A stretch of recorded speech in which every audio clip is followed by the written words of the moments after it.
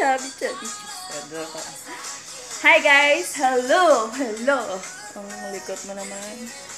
Okay, ngayon ako ay na-share sa inyo. Para pag naliligo kayo ng dagat, hindi lang pala dagat guys, basta malalabas na kayo tapos mainit. Siyempre, lalo na iniingatan yung skin. Ako naman, hindi masyado iniingatan. Oo nga, kasi ano lang naman ako simple. Pero i-share ko lang kasi naano ko siya nung umuwi kami sa Negros. Ito lang guys ang ginagamit ko.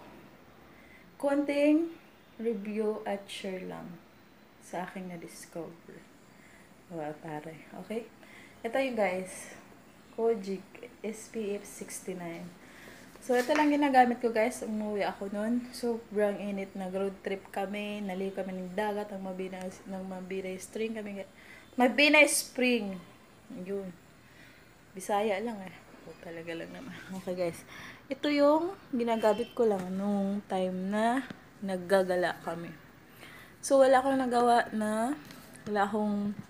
nagawang video nung umuwi kami. Hindi ko ma-share sa inyo yung mga place na maganda sa amin guys sa Nabageti.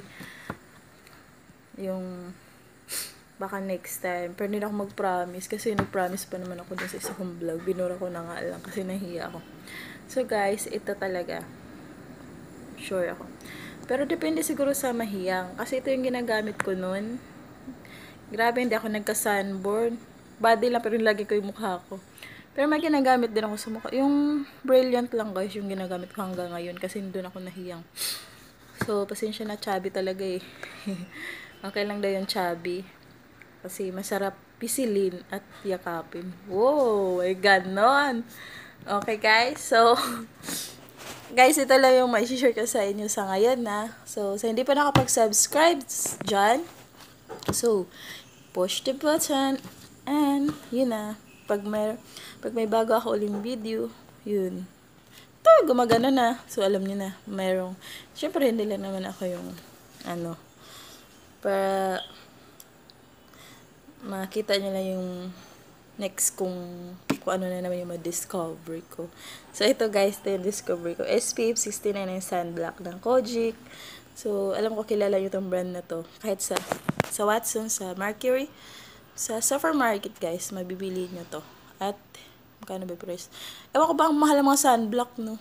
Pero sa bagay, first time ko kasing pumapatol sa sunblock. Kasi namahalan talaga ako sa bakit ba bang sunblock. Pero kasi maganda siya guys. Pero yung sa mukha ko, yung Brilliant pa rin ang ginagamit ko guys. So, thank you sa panood sa kunting video ko. At maiksi lang. At share ko lang ang akin na discovery na sunblock. Na dapat dati ko lang siya sinubukan. So guys, thank you and have a nice day guys. Bye bye.